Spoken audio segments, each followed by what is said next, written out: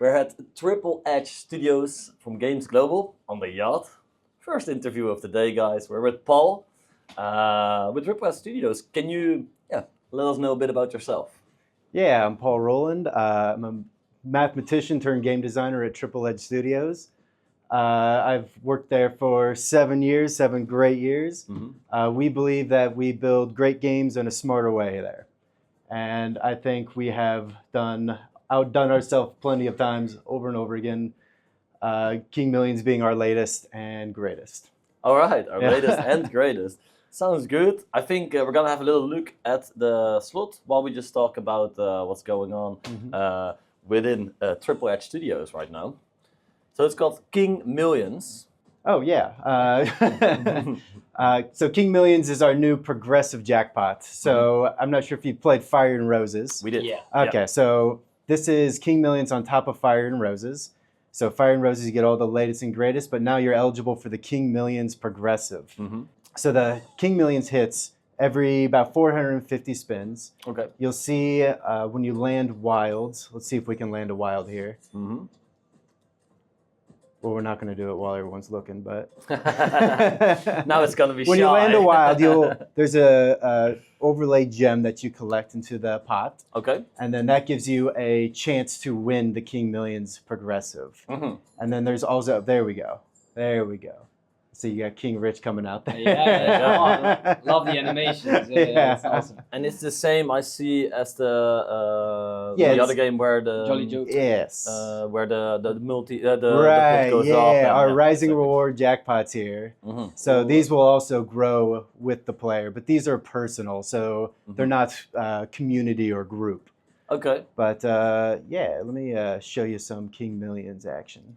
I got a question already for this game. What's the reason why you guys chose for having the full Joker, so 5 scatters to get a bonus, instead of having 3? Instead of the traditional sometimes 3? it's when you're a gambler, it feels harder to hit 5 than it feels to hit 3. So I was wondering, It does. What's So I think a couple of reasons, if I should say. So first of all, spelling something out. You know, when you have the letters Joker. You don't want to just trigger with JOK or JER, No, you know? And so it was kind of a design choice, like, let's go ahead and just make it all 5. Yeah. But it's also a ways sort of trigger. And so you can kind of think of it as a ways win with a 5 of a kind, where you also can have multiple symbols on each, which increase the number of spins or the multiplier. I'd say that's a predominant reason, maybe just a stylistic choice of having the Joker on there. All right. And a game like this, how many people would work on a game like this, like from start to finish? How big is the team for one of these? Oh man, a lot of people coming in and out of projects. You know, we're very dynamic in our workflow. So we'll predominantly have the main team where you've got your technical designer, creative artist, mathematician, game designer. You know, the core team. Yeah. And that's about maybe 5-6 people. But then you constantly have people coming in and out of projects, pitching in when, you know, we're at a critical points. So a lot of QA will come in at the very tail end, a lot of creative at the very beginning. Nice. You know, maybe the animators in the middle there somewhere, developers, you know. And then, like, for how long does it take with all those people? Like, I can imagine it takes a long time to create a game like this. How long did it take to create this one? Oh, geez. So we kind of have a fairly streamlined process. You know, we do believe we want to build games in a smarter way, right? And so we're all about automation and getting things streamlined. Yeah. So probably concepting maybe 3 months. And then once we actually start production, another 1 or 2 months. Yeah. Well, for a full game, 2 months. Okay. 3 months if it's a massive one. Yeah. And then that's really about it. So I'd say 6 months, 6 to 8 months in total. Yeah.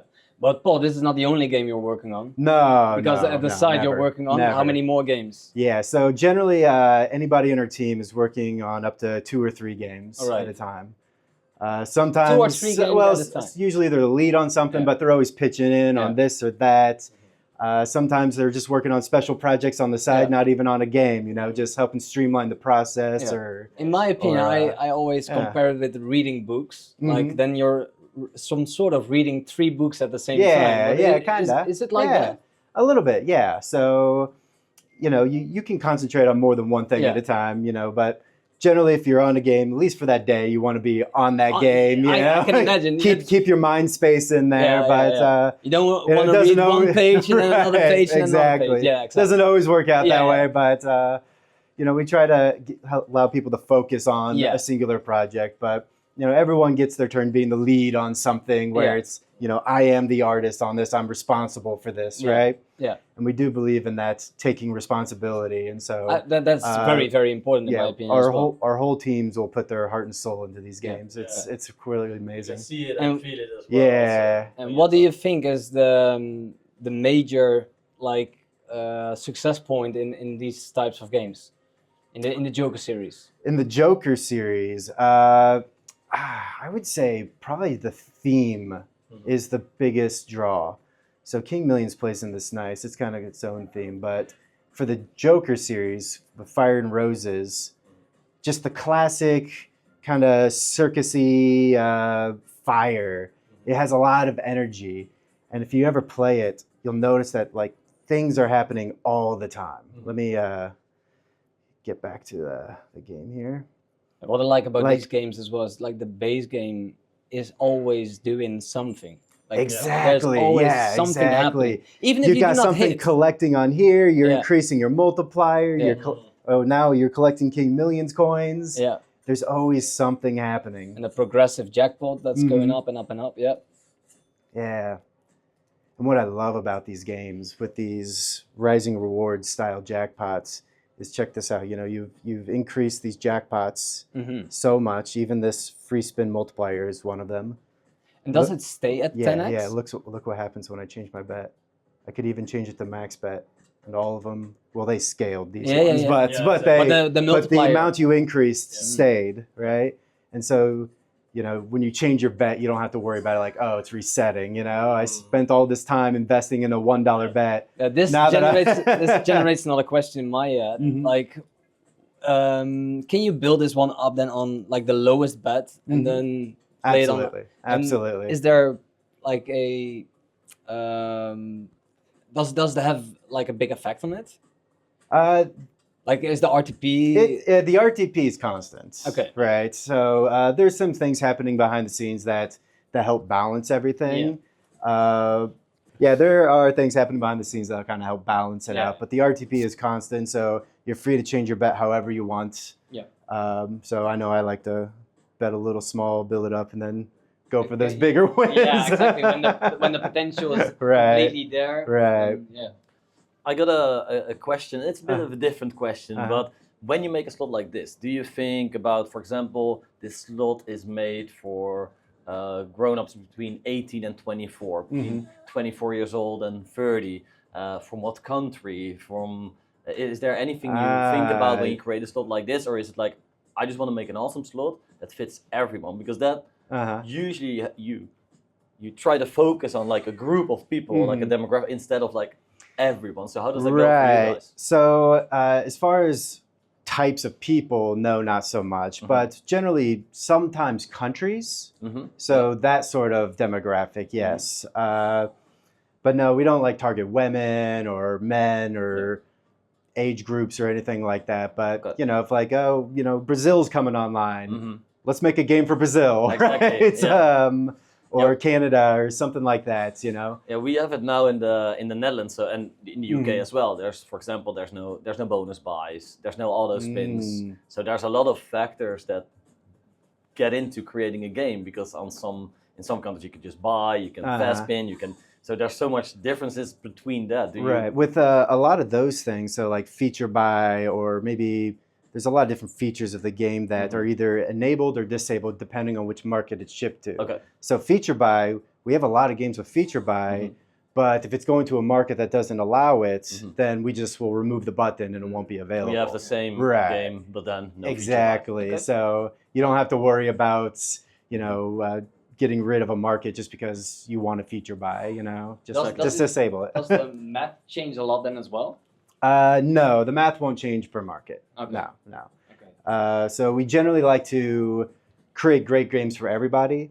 You know, we feel like that's how we can maximize our potential, is if everyone enjoys our game, not just a single market, then we definitely made a great game. Yeah, that's always the goal, I guess. Right, to make a game great for everyone. I'm just thinking like it has to be tough, you know, because there's so many different markets, different people, different ages that play. So but nice. Okay, good there.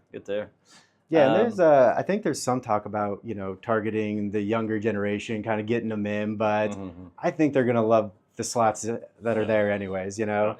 And as we build new games, they're always going to be more and more modern, and so it'll just attract the next generation naturally. You know? Awesome. Yeah. And then we have one very important question. We are big believers of the refresh strategy. I don't know if you've heard about it. No, what's that? Well, when we're playing a game and it's not really playing, what we do is we refresh the game, so it reloads up the game. You get back into it, and then you start playing again. And then start paying as well. Okay, so can you confirm? Is the refresh threat real or not? And what happens when you refresh again? I feel like that's one of those things, like if you have faith in it, yeah. then it works. So confirmed. But you gotta have faith. You gotta have faith. All right. Refresh threat confirmed, guys. Yeah. All right. Well. Thank you so much for having a talk with us and taking us through the game. My pleasure. Really love it. Definitely, absolutely. We'll make sure to play the game, make some nice videos on it, and share it with you guys as well. I'll be looking out for it for sure. King Millions, guys. Make sure to play it.